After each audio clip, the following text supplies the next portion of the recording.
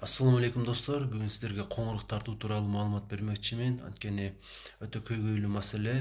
Өтө көп адамдар мындан жабыркашат. Үй бүлөдөгү чыр-чатактын дагы бир себепчиси ушул. Жада калса ажырашууга чейин себепчи болуп калышы ыктымал. Андыктан мындан канчалык эрте арылсак ошончолук сонун болот. Көбүнчө толороок адамдарда жана дагы анатомиялык жактан оозу кичинерээк болгон адамдар ушул көйгөйдөн көп жабыркашат. Бирок ким гана болбосун мындан арылып кете алат. Мен сиздерге азыр 3-4 маанилүү сунушту айтам. Аларды аткарчу болсоңуздар, сиздерге сонун мүмкүнчүлүк пайда болот коңурлуктан кутулганы. Демек, алгачкы сунушум ар дайым кайда болсоңуз дагы мурун менен дем алганды адат кылыңыз. Эгерде адашып оозунан дем ала алсаңыз дагы кайра мурун менен дем ала бериңиз. Бул эң негизги шарт. Анан дагы экинчиси, биз мурдагы ата бабаларыбыз катуу тамактарды жеп ошону менен ошого көнүшкөн, бирок учурда 21-кылым бардык тамак аштар көбүн эсе жумшак, жада калса этти дагы оозго салганда эле эритип жутуп коюу мүмкүнчүлүгү жогору.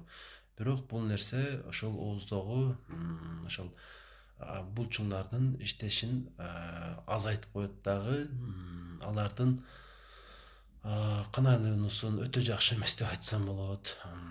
Көп түрдүү көйгөйлөр ушундан да келип чыгат. Андыктан айтарым, катуу нерселерди, мисалы сабизди, ушул сыяктуу алманы дейли жеп туруш керек. Майда чайнап болгону да көбүрөөк, любой кандай нерсе болсо дагы катуу нерсени чайнап, көбүрөөк чайнап жеген аракет кылыш керек. Анан жеген тамагыңызды дагы көбүрөөк чайнап жесеңиз өтө жакшы жетишкендик болот. Ушул эки кеңеш эң негизгилери. Кошумча дагы айта турган сөздөр көп. Негизи эле биздин бардык денебиз канчалык көп кыймылда болчу болсо, ошончолук ал жерге кан жетип, зат алмашуу жакшыланат дагы, сөөктөр дагы, булчуңдар дагы бышык болуп, оорудан алыс болобуз. Ошондуктан жаныбарлар, айрыкча билесиздер, уйларды жөн отурганда деле кепше болуп турушат. Табият өзү бизге көп мисалдарды көрсөтүп койгон. Андыктан андан сабак алайлы, мүмкүн болушунча көбүрөөк чайнаган аракет кылайлы тамак ашты. Анан катуураак нерселерди деле жеп турсак өтө жакшы болот.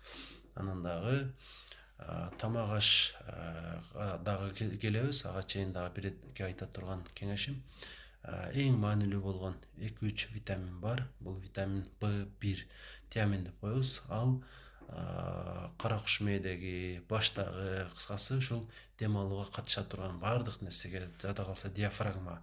Диафрагма бул курсак көөдө менен көкүрөк көөдөн ортосун бөлүп турган ушул булчуңдун аралык. Ушул нерсе, ушул жердеги ушул дем алууга катыша турган ушул диафрагмага дагы бөлүп турган өзүнүн таасирин тийгизет витамин B1.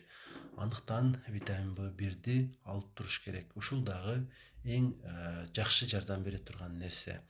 Анан витамин B1-ди кантип биз жок кыла алабыз, же болбосо эмне аны жок кылып жиберет? Эгерде биз ширин нерселерди көп жей турган болсок, алар витамин Б-ны жоготуп коет дагы, өдөдөгү айтылган пайдалуу касиеттери дагы жок болуп кетет ошону менен бирге. Андыктан мүмкүн болушунча глюкозага бай, ширин болгон нерселердин баарын токтотконго аракет кылыш керек. Ошондо витамин Б жакшыраак сиңип, организмге өдөдөгү айтылган кызматтарын аткарат. Анан ошону менен бирге эле витамин Д'нын дагы ордун билесиздер, биздин организмибиз үчүн өтө зор. Аны дагы жетиштүү өлчөмдө алып туруш керек. Витамин түрүндө сатып алсаңыздар болот. Жана эң кеминде 3000-4000 единица, эл аралык единица болбос, андан да көп ичип турсак күн сайын өтө жакшы болот. Ал организмдеги бардык зат алмашуу процесстерине катышат.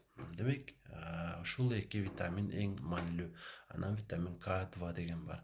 Аны дагы албетте аны табыш кыйыныраак болуп калат, витамин Кны, бирок аны тамак ашты ар түрдүүлүккө байытып, бир түрдүү нерселерди жей бербей, ар түрдүү нерсени көбүрөөк жей турган болсок, ошондо бул эле эмес, башка дагы микроэлементтер, витаминдер бай болуп организмибизде өдөдөгү эле көйгөй чечилбестен башка дагы көйгөйлөр өз өзүнөн эле чечилип калат. Анан дагы айтарым,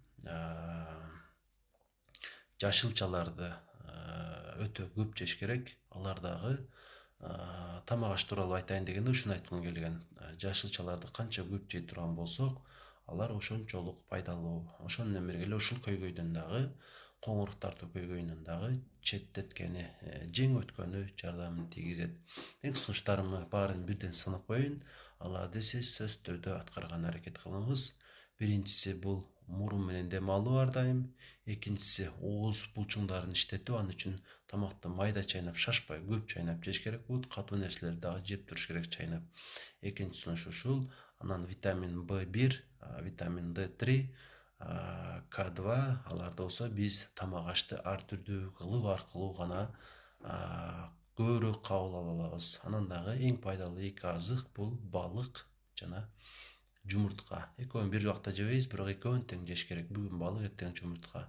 Анан дагы майлуу этти дагы көп жеп турсак, ушул керектүү болгон витаминдерди көбүрөөк алабыз. Жана көйгөйлөрүбүз өзүнөн өзү эле жоюла баштайт. Андыктан ушул уккан маалыматыңызды бир адам менен бөлүшүп коюңуз. Анан аткарган аракет кылыңыз. Буюрса натыйжа сизди сөзсүз түрдө кубандырат.